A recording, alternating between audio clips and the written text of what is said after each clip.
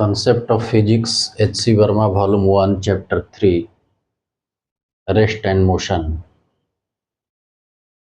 Kinematics, Objective 1, Question number 9 से 13 तक, 9, 10, 11, 12 and 13, ये 13 क्वेश्चन तक हम लोग आज समझेंगे।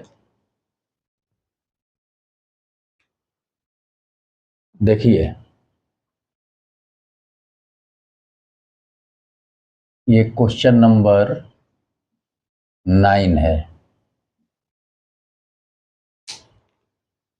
Two bullets are fired simultaneously, horizontally, and with different speed from the same place. Which bullet will hit the ground first? The faster one, the slower one, both will reach simultaneously. Depends on the mass. तो इसको समझने के लिए थोड़ा सा एक feel ले रहे हैं हम लोग फिगर के माध्यम से।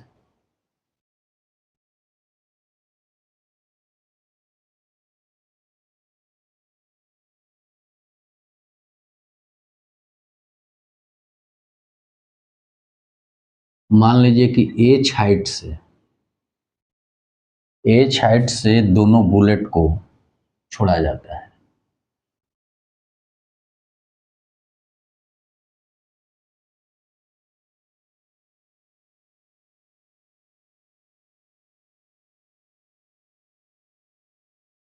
ये एच हाइट मान लीजिए, एच हाइट से दोनों बुलेट को छोड़ा जाता है, तो इनका जो पाथ होगा कुछ इस तरह से होगा।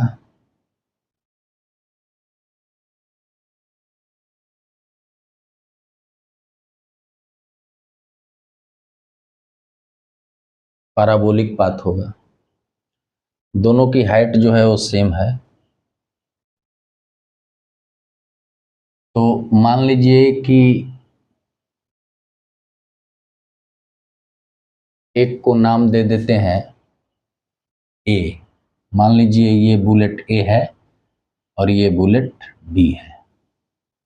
थोड़ा सा बड़ा लिख दे रहा हूं। ये मान लीजिए कि बुलेट ए है, ये बुलेट बी है, और जो हाइट आपका है वो एच है। एच हाइट से दोनों बुलेट को छोड़ा जाता है। तो ए वाले का जो रेंज है वो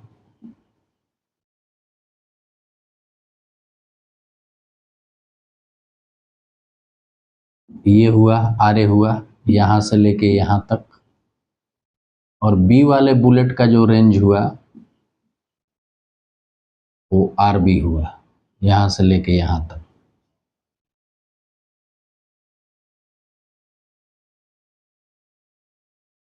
अभी कह रहा है कि एक साथ छोड़ा गया और horizontally and with different speed. Speed दोनों का अलग अलग है। ए का स्पीड जो है वो अलग है, बी का स्पीड अलग है। तो निश्चित है कि जिसका स्पीड अलग होगा, मान लीजिए ए है, तो ए वाले का स्पीड मान लिया भी ए, और बी वाले बुलेट का स्पीड मान लिया भी बी। तो निश्चित बात है कि जिसका स्पीड ज़्यादा होगा वो ज़्यादा रेंज तय करेगा। तो भी ए ग्रेटर देन भी बी। वैसे भी इस फिगर में हम दिखाए भी हैं कि ए वाले का रेंज ज़्यादा है, बी वाले का रेंज कम है, क्योंकि ए वाले का स्पीड हमने एज्यूम कर लिया, मान लिया बी से बड़ा, बी ए ग्रेटर देन भी बी। तो ये जो ऑप्शन दिया हुआ है, इस ऑप्शन में से क्या होगा? पूछ रहा है कि कौन सा बुलेट जो है वो ग्राउंड पे पहले हिट करेगा। तो आइए देखते हैं क्या होता है।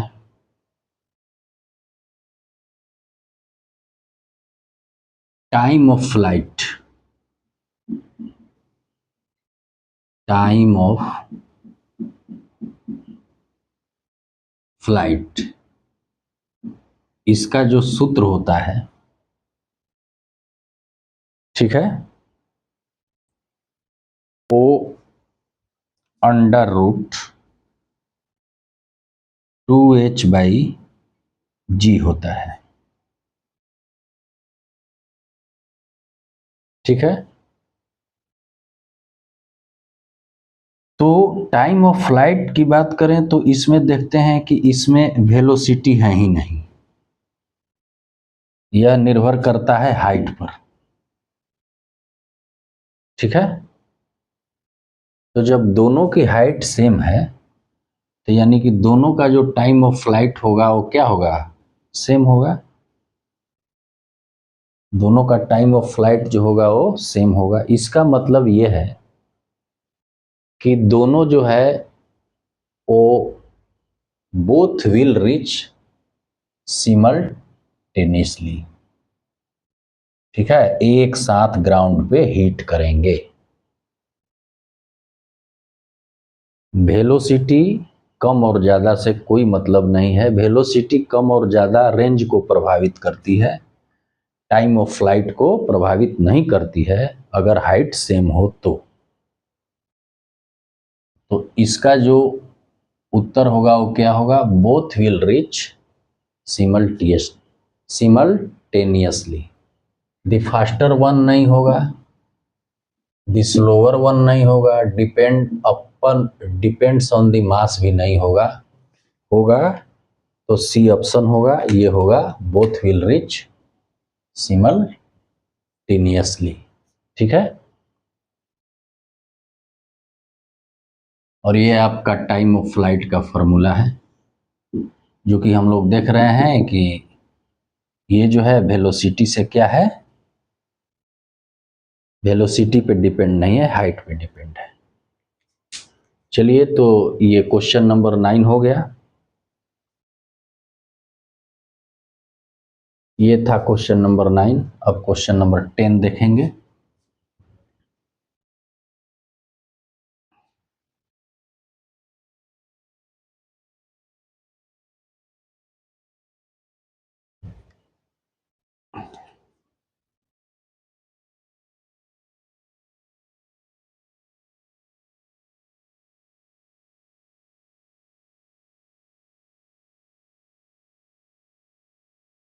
तो आइए क्वेश्चन नंबर 10 पे विचार करते हैं। सॉल्यूशन 10 ये कह रहा है कि the range of a projectile find at an angle of 15 degree is 50 metre. If it is find with the same speed at an angle of 45, the range will be।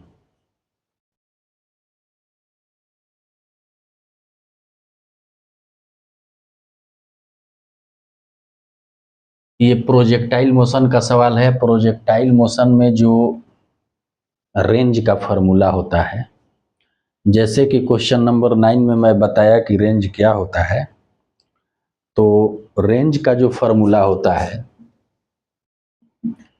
वो होता है you square sine 2θ by g. ये range का formula होता है। तो इसी का उपयोग करते हुए हम लोग हल करेंगे। ठीक है, तो चलिए, the range of a projectile find at angle of 15। पहला केस लेते हैं, इफ थीटा इज 15 डिग्री। ठीक है, तो जब थीटा 15 है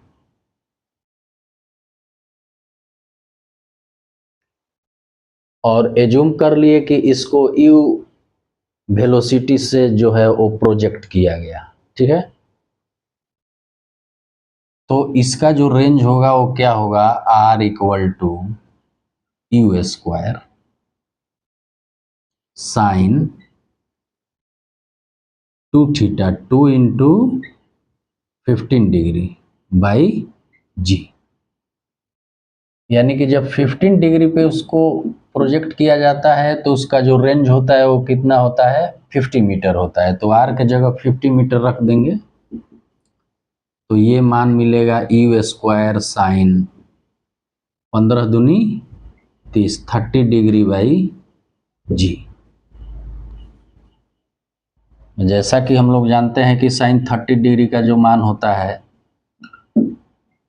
वो 1/2 होता है।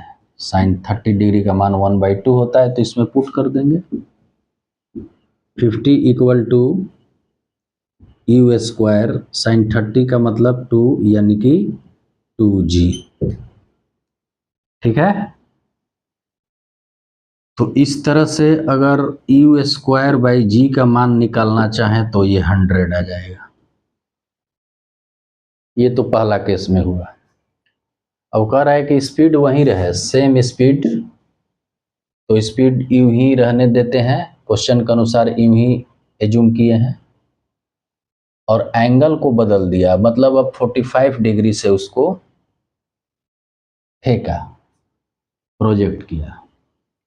तो अब उस स्थिति में जो रेंज होगा वो आपका हो जाएगा यू स्क्वायर साइन, अबरी बार जो थीटा का मान हम लेंगे वो क्या लेंगे, 45 डिग्री।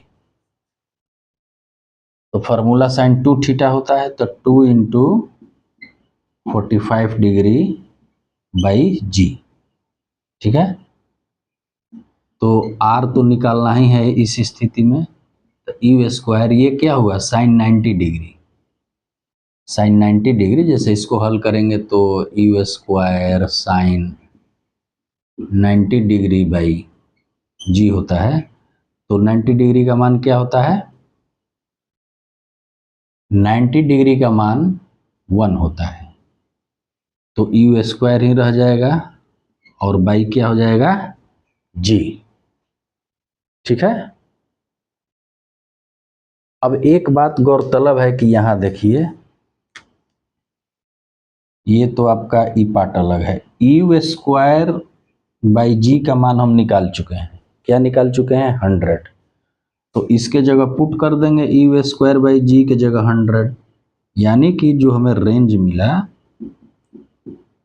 वो 100 मीटर मिला, तो उत्तर क्या हो जाएगा, डी हो जाएगा।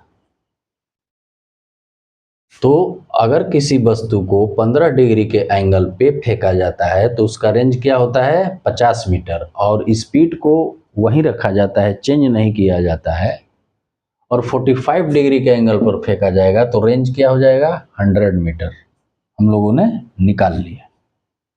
ठीक है, इसको देख लीजिए, फिर इसको मिटाएंगे।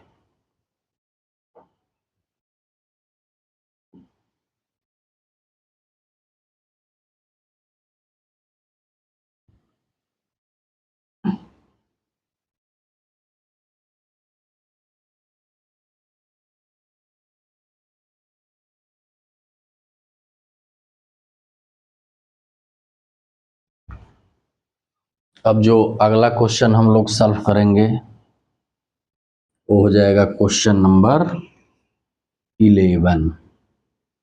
आइए 11 को देखते हैं।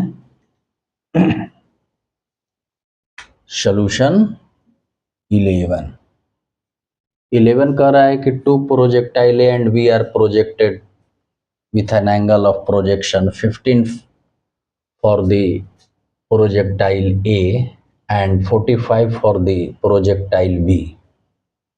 If range of A and range of B be the horizontal range for the two projectile, then तब क्या होगा, range of A greater than range of B, range of A equal to range of B, range of A smaller than range of B, or D, the information is insufficient to decide the relation of range of A and range of B। तो देखते हैं क्या होता है। इसके कहने का मतलब है कि दो पार्टिकल्स A एंड B है और उसको प्रोजेक्टेड करते हैं, फेंकते हैं 15 डिग्री के एंगल पर A वाले को और B वाले को 45 डिग्री के एंगल पर। ठीक है, तो जैसा कि हम लोग जानते हैं कि जो रेंज का फॉर्मूला होता है अभी जो हमने रेंज का फॉर्मूला लिखा, R equal to u square sine 2θ by g, ये रेंज का फॉर्मूला होता है।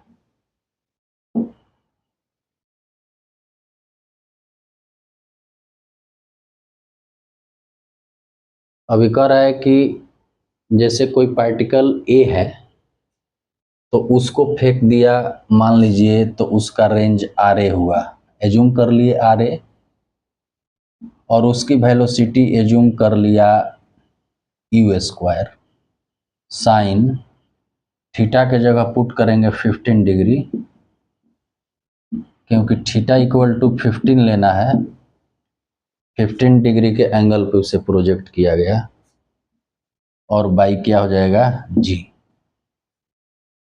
लेकिन इस क्वेश्चन में ध्यान से देखने पे ये पता चलता है कि इसमें ये जिक्र नहीं किया है कि स्पीड क्या है, दोनों का स्पीड सेम है, ऐसा कोई जिक्र नहीं है, क्योंकि two projectile and B are projected with an angle of projection 15 for the projection A and 45 for the 15 for the projectile A and the 45 for the projectile B if RA and RB the horizontal range for the two projectile then। ठीक है, तो इसका मान लिया। अब एक है कि अगर हम RB को लेते हैं तो RB के लिए अब वही स्पीड नहीं है, स्पीड तो सेम नहीं है, सेम का जिक्र नहीं है, तो मान लीजिए कि इसको यूए बना दीजिए और इसको यूबी बना दीजिए, बी वाले का स्पीड यूबी इनिशियल, तो यू स्क्वायर साइन 2 अबरी बार 45 पर फेंका गया, और बाई जी, क्योंकि दूसरे के लिए जो एंगल एज्यूम करना है वो 45 एज्यूम करना है सवाल के अनुसार। ठीक है, तो देखिए जब हम इसको हल कर रहे हैं तो ये आ रहा है u A square sine 30 degree by g, और जब इसको हल कर रहे हैं, मान लीजिए रेंज ऑफ बी की बात है, तो ये आ रहा है u B square sine 90 degree by g. ठीक है, थोड़ा सा अगर हम और स्टेप बढ़ाना चाहें तो ये आ जाएगा यू ए स्क्वायर साइन 30 का मान क्या होता है 1/2, तो ये 2g आ गया। और अगर इसका आगे बढ़ाना चाहते हैं तो ये मान आ गया यू बी स्क्वायर साइन 90 का मान क्या होता है 1, तो ये g हो गया। तो इन दोनों को देखने से क्या कंपैरिजन कर सकते हैं, जैसे मान लीजिए कि पहली स्थिति में तो हमें मिला कि range of A equal to u A square by 2g, और दूसरी स्थिति में जो हमें मिला रेंज ऑफ बी की बात करता हूं, तो you B square by 2g 2g। तो इसमें हम कैसे ये बता सकते हैं कि किसका रेंज बड़ा है किसका रेंज छोटा है, क्योंकि हमें मान लीजिए कि यूए बड़ा है या यूए छोटा है या यूए बराबर यूबी है, ये हमें पता नहीं है। अगर ये पता होता तब ये हम कंपैरिजन कर सकते थे, तो इसका उत्तर हो जाएगा कि the information is insufficient to the decide relation of range of A and range of B. ठीक है, तो इस तरह से क्वेश्चन नंबर 11 जो हुआ वो समाप्त हुआ।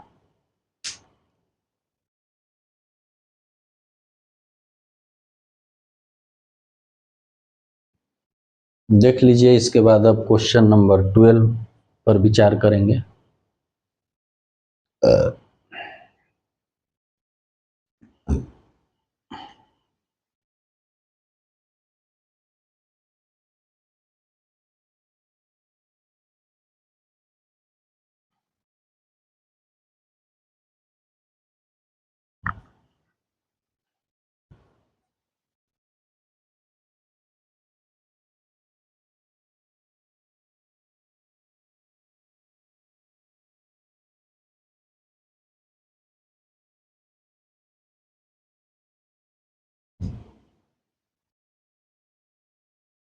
चलिए अब क्वेश्चन नंबर 12 के सॉल्यूशन को समझते हैं।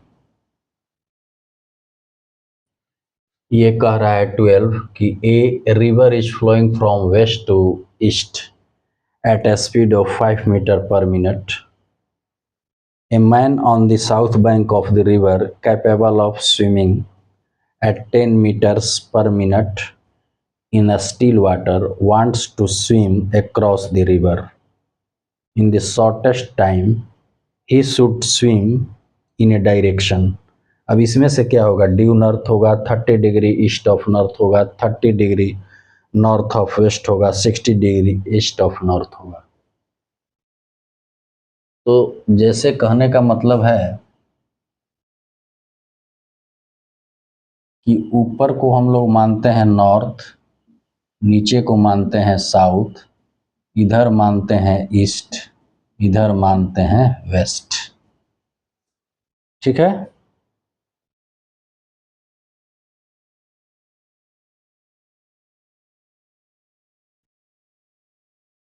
तो ये तो मान लीजिए कि डायरेक्शन का ज्ञान हो गया। अब थोड़ा सा फिगर बना देता हूँ। मान लीजिए ये रिवर का दो किनारा है,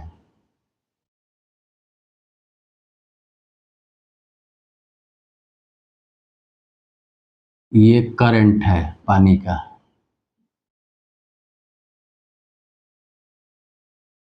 और ये जो है आपका रिवर का विड्थ है, चौड़ाई है। तो चौड़ाई को मान लीजिए, कुछ भी मान लीजिए, डी मान लीजिए। ये आपका साउथ बैंक है, ये आपका नॉर्थ बैंक है। अब जो करंट की दिशा है, वाटर के करंट की दिशा, वो इसके अनुसार है waste to east.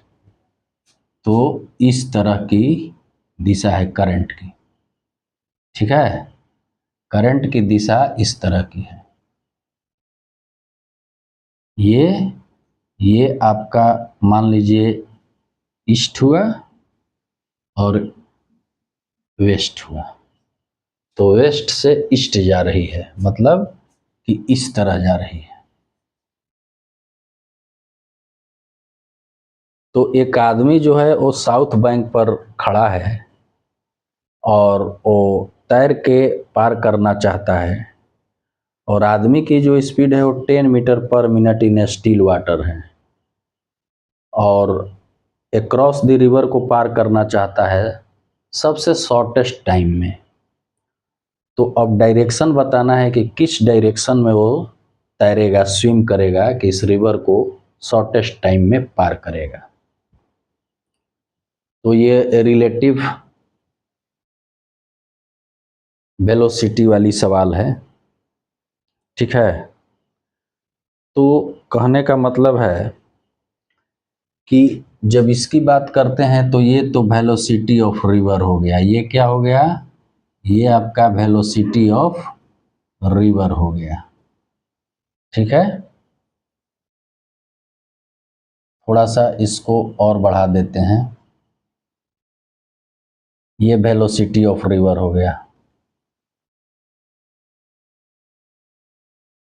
Velocity of swimmer with respect to, अगर रिवर की बात करें,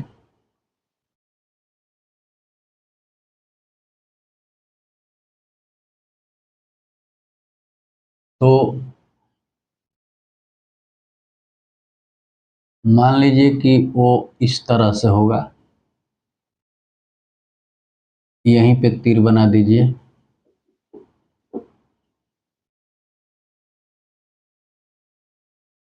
ये हो गया velocity of swimmer with respect to river. Velocity of swimmer with respect to river, velocity of swimmer with respect to river का direction ये हो गया। ठीक है।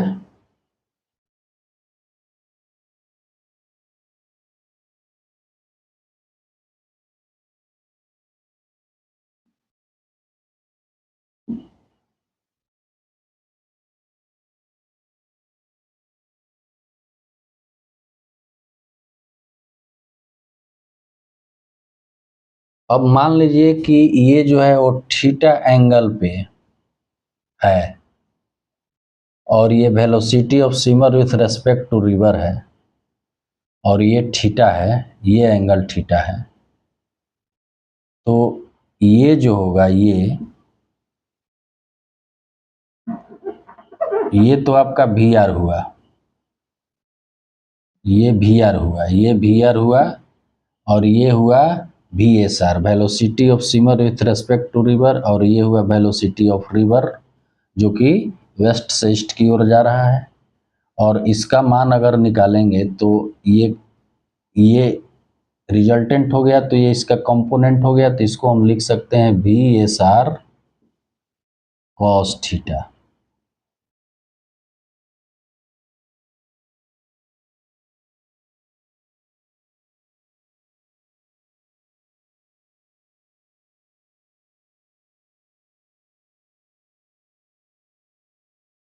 ठीक है।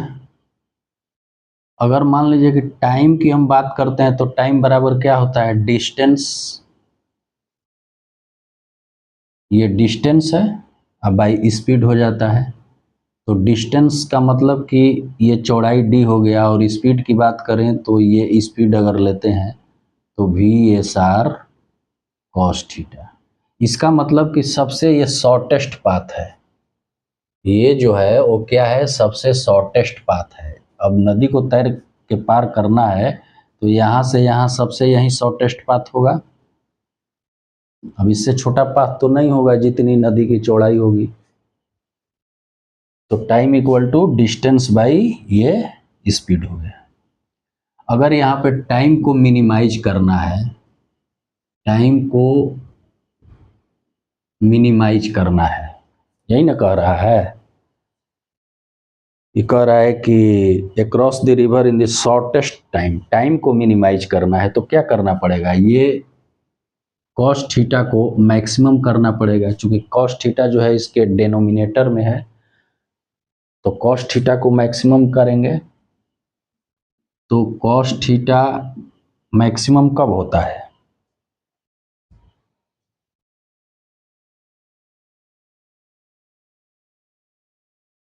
जब थीटा का मान हम 0 डिग्री देंगे। कॉस थीटा मैक्सिमम तब होता है जब थीटा का मान, मैक्सिमम का मतलब 1, सीधी बात। तो थीटा इक्वल टू क्या हो जाएगा, 0। तो यानी कि कॉस थीटा मैक्सिमम का मतलब 1 है, तब ये टाइम क्या होगा, टाइम जो है वो क्या होगा, मिनिमम हो जाएगा। तो टाइम मिनिमम के लिए कॉस थीटा इक्वल टू 1 रखना पड़ेगा, यानी कि थीटा इक्वल टू 0। मतलब कि ये velocity of swimmer with respect to river जो थीटा एंगल बना रहा है, अब ये 0 एंगल बनाएगा। 0 एंगल बनाएगा तो ये कहाँ आ जाएगा, ये यहाँ आ जाएगा, ये यहाँ आ जाएगा। यहाँ थीटा बन रहा है, जब 0 बनेगा तो ये यहाँ आ जाएगा। ठीक है। तब जो है वो टाइम जो लगेगा वो क्या लगेगा, शॉर्टेस्ट टाइम लगेगा। तो जो डायरेक्शन होगी स्विमर की वो क्या होगी, वो डायरेक्शन होगी साउथ से सीधे नॉर्थ। तो ड्यू नॉर्थ लिख सकता हूं। तो यहाँ पे जो ऑप्शन होगा वो क्या हो जाएगा, ए हो जाएगा, ड्यू नॉर्थ। ठीक है, ड्यू नॉर्थ ए वाला होगा, बी नहीं होगा, सी नहीं होगा, डी नहीं होगा। तो आशा करता हूं कि इसको आप लोग समझ गए होंगे। अब लास्ट क्वेश्चन है, question number 13 in the arrangement shown in the figure. ये फिगर है, पुली वाला क्वेश्चन है। The ends P and Q of an inextensible string move downwards with uniform speed u. Pulley A and B are fixed. The mass M moves upward with a speed of, ये दो पुली है, एक रस्सी के द्वारा जुड़ा हुआ है, यहाँ पर एक M मास लटकाया हुआ है। ठीक है, ये P है, ये Q है, ये दोनों को U वेलोसिटी से नीचे खींचा जा रहा है। तो M जो होगा वो ऊपर उठेगा, तो M ऊपर उठेगा। ठीक है, तो उसकी स्पीड क्या होगी, अगर इसे U स्पीड से नीचे खींचा जा रहा है तो M ऊपर उठेगा, M ऊपर उठेगा तो M की स्पीड बतानी है।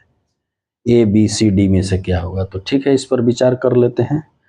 पहले इसको हम लोग मिटा लेते हैं।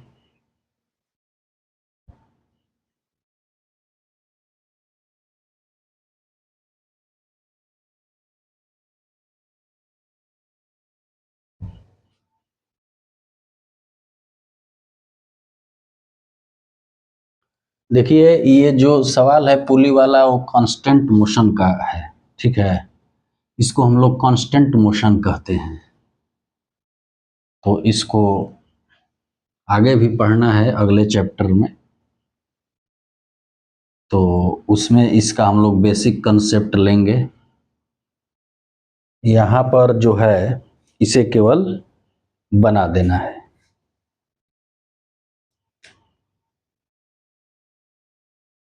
तो बेसिकली एक ले लीजिए, ये है आपका सॉल्यूशन 13।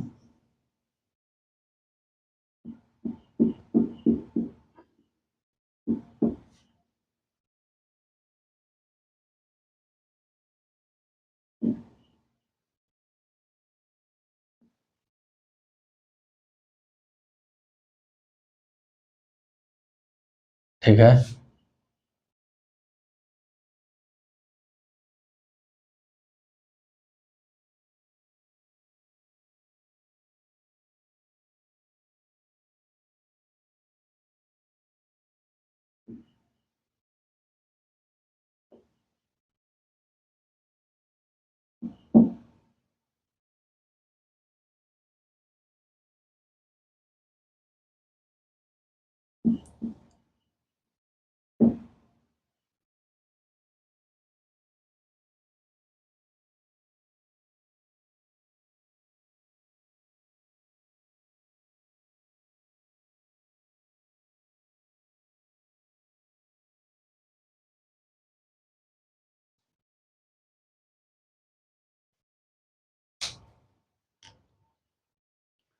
चूंकि रस्सी जो है इन एक्सटेंसिबल है। ठीक है, तो अगर रस्सी को यू स्पीड से नीचे की ओर खींचा जा रहा है और इसको भी यू स्पीड से नीचे की ओर खींचा जा रहा है, दोनों को, ठीक है, तो यहाँ जो स्पीड होगी वो नीचे की ओर होगी, यहाँ नीचे की ओर होगी, यहाँ नीचे की ओर होगी, और यहाँ जो है ऊपर ऐसे यू स्पीड हो जाएगी और ये यू स्पीड हो जाएगी। ये नीचे की ओर u speed, u speed, u speed, ये ऊपर की ओर यू स्पीड, यू स्पीड। रस्सी एक ही रस्सी है, इनएक्सटेंसेबल है, तो स्पीड जो होगी वो रस्सी के हर एक पॉइंट पे वही होगी, सेम होगी। अब हमें बताना है कि ये जो है एम मास वाला, वो किस स्पीड से ऊपर जाएगा। ठीक है, तो इसको हम लोग ये एज्यूम कर लिए कि मान लीजिए कि ये भी स्पीड से ऊपर जा रहा है। ठीक है, भी स्पीड से ऊपर जा रहा है। तो कहने का मतलब कि अगर इस पे विचार करते हैं और इस पे विचार करते हैं, ये एंगल थीटा है, तो इसको हम लोग क्या लिख सकते हैं, इसको लिख सकते हैं भी कॉस थीटा। इसको हम लोग लिख सकते हैं भी कॉस थीटा। अब यही जो भी कॉस थीटा है, भी कॉस थीटा जो है वो यू के बराबर है, यही यू के बराबर है। तो हमें भी का मान निकालना है कि क्या स्पीड होगा, तो इसको लिख सकता हूं यू बाई कॉस थीटा। अब इसको हम ऑप्शन से मिला लेंगे तो ऑप्शन नंबर बी आता है, यू बाई कॉस थीटा। तो ये जो ऊपर उठेगा ये ब्लॉक, वो you by cos theta speed से ऊपर की ओर जाएगा।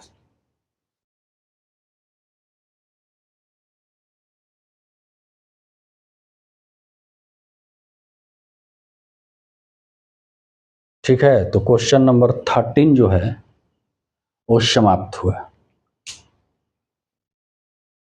इस तरह से वॉल्यूम 1 चैप्टर 3 का ऑब्जेक्टिव 1 जो है वो समाप्त हो गया। अब ऑब्जेक्टिव 2 पे हम लोग अगले वीडियो में विचार करेंगे।